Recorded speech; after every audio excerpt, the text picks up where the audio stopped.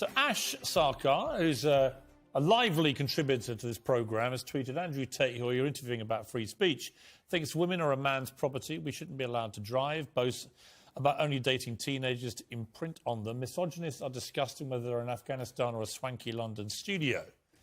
Am I a misogynist, am I? I don't think... First of the things she said, I don't even truly believe. If you're prepared to listen to me, I'll explain to you exactly why she's completely and utterly wrong.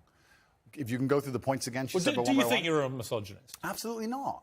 I'm not a misogynist on any level. This is one of those buzzwords they just throw at people randomly. Homophobic, racist, misogynist, they just throw it out at people. What is your view of women? I'm a realist. What is your real view of women? I absolutely not really love women. I adore women. I have good relationships with women. Not a single woman has come up to me on the street since I've been cancelled. Not a single one has said anything negative. Every single one of them has said positive things. You're a traditional male. I wish more men were like you. You understand your masculine roles. You understand what you're supposed to do. You understand you're supposed to protect women. You're exactly the kind of man I'd be looking for. I've never had a negative interaction with a female ever since I've been dubbed the biggest misogynist. Where is the... Please let me finish. I'm sorry, Piers. Also, there's not been a single woman who's accused me of a crime, not a single woman who's accused me of rape, not a single woman who's come out and said anything from my entire past of 36 years I've done anything wrong ever. Anybody else with my level of fame, any footballer, any other movie star, at least has people who've come out and accused them of rape, X, Y, Z. I have no woman who's come out and ever said I've hurt her, no woman who's come out and ever said I've done damage to her or been horrible to her. Everybody who ever's interacted with me has said I've been a nice person. All of them. So this random Twitter nobody who seems to know so much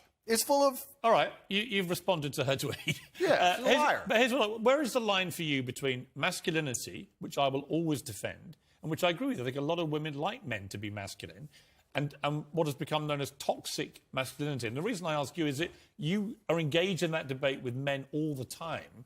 Where is the line for you where men shouldn't cross, where the behaviour should be kept within a line? Please define toxic masculinity. Well, you tell me what you think it crosses a line from being a masculine, good man to a bad man. There's no such thing as too much masculinity if it's genuinely masculine. Genuine masculinity is not out here to hurt people. It's absolutely the opposite. It's out here to protect. And when bad things happen, they call traditionally masculine men. If you need a firefighter, you need a masculine man. When you call the police because of the problem you have, you want masculine men. And as soon as a woman or a man is in trouble, when you look for backup, you look for masculine men. And masculine men have a duty to provide and protect those they care about. We have a duty to do things we don't feel like doing because we know we're supposed to do them.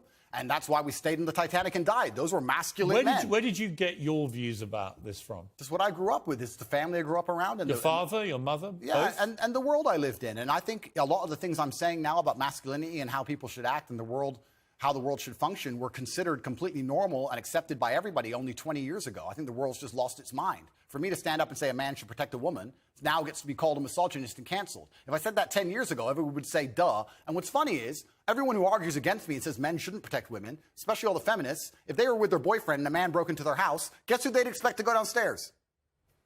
Who do you think? Think they go themselves? Are they going to Afghanistan? No, we send men to do these things. So well, we send women in the armed forces too. You have to generalize when you make points. There are many courageous people. Exceptions do not disprove the rule. No, but you've got to concede there are many courageous women serving in the armed forces. Absolutely and utterly, completely correct. But by and large, traditionally, soldiers are men. Exceptions do not disprove the rule. Well, it's not an exception. It's a fact that there are a lot of women now in the armed forces. Correct. But if you were to take the average soldier, they are a male. If you're allowed to say who's a male and who isn't nowadays, I'm assuming their gender, I apologize. If you were to take the average soldier, they're a male, which means that exceptions are the female soldiers, because there's a lower percent of them, a lower probability. Exceptions do not disprove the rules. Men do the fighting. Right now in Ukraine, men cannot leave. Women are allowed to leave because men have to fight in the front line and women are allowed to go to Dubai. That is how it is. What do you say to young men who come to you for advice, who feel lost, who don't really know where they fit into society? I say that life as a man is exceptionally difficult.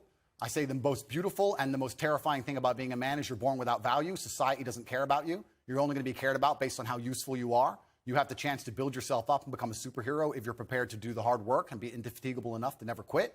But if you're going to stand around and wait for a handout, nobody's going to ever respect you. And I think that a lot of people have forgotten about how difficult and how competitive it is as a man. We're always in constant competition with each other. And it's your duty as a man to stand up and say, I want to be as important and strong and good-hearted and God-fearing as possible, and I need to work hard to achieve those things.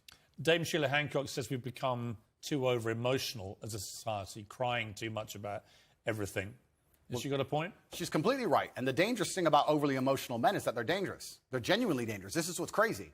All these people who talk about toxic masculinity and how bad it is for men to be traditionally masculine. A traditionally masculine man does things he doesn't feel like doing because it is his duty to do them. He charges into the building because it is his duty. Not because he feels like it, because it is his duty. We're now teaching the new generation of men that they don't have duty and they can just act on their feelings and act how they feel, and they don't have to act as a man should. Do you know what happens when you get men who just act how they feel?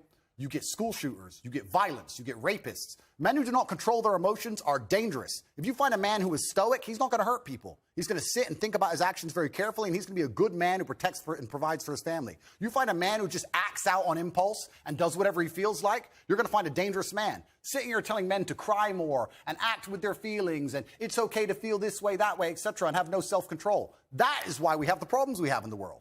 Absolutely and utterly wrong. So when they talk about toxic masculinity, they have it completely inversed on its head, completely and utterly wrong. We need to be teaching stoicism.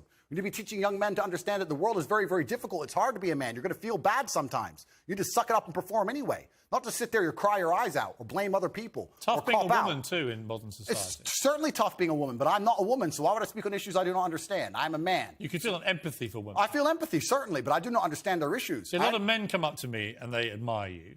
I've got to say, a lot of women I've spoken to don't admire. They think you represent misogyny. They think when they hear you not commit to saying the Taliban shouldn't be banning women from university education, well, why can't he just say that's wrong? Well, firstly, that's not my experience. I experience the absolute and utter opposite of that. Secondly, it's because it's a moral point I'm making. My moral point is I speak on things I understand. I speak on experiences I've had. But do you believe in equality? Yes. Sure. I speak on subjects I know intimately. I do not feel qualified. I'm a realist, and I do not feel qualified to sit and discuss the gender laws in Afghanistan. I have not been to Afghanistan. I have not researched the subject thoroughly. I'm not going to sit here and say how the Taliban should be running their country. It's nothing to do with me. I find it quite flattering, Piers, that although, I understand I'm monumentally influential, the most Google man on earth, etc., I find it very flattering that you think I have some kind of control over the domestic policy of Afghanistan. But I assure you I don't. I don't. No, so it's nothing to do with I'm not asking you to have a view on having influence of a domestic policy. I'm sure the Taliban couldn't give a stuff what either of us say about it.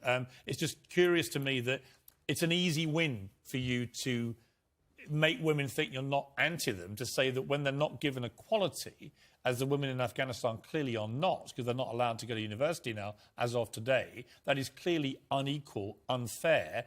We should all be able to agree that that is wrong. Well, certainly, as a realist... Even you, tough guy Andrew It's Tate. not tough guy. I am a professional. As a professional, I can state that, yes, it is not equal. Yes, it is not fair. That is obvious for anybody. I'm not saying those things are not true. What I'm saying is it's nothing to do with me. Right, OK, but you made a concession you think is wrong there. I said it's unequal and it's unfair. Yeah, so wrong. Well, perhaps. Force yourself, Andrew. No, perhaps it's wrong under certain moral guidelines, but under the moral guidelines which are currently in charge of the jurisdiction of Afghanistan, they don't believe it's wrong. It's nothing to do with me. Well, I'm not going to sit here and tell other countries how to run their laws. I'm going to live in societies with laws I respect. You know what? I'll take unfair and unequal. Sure. Because that's self-explanatory.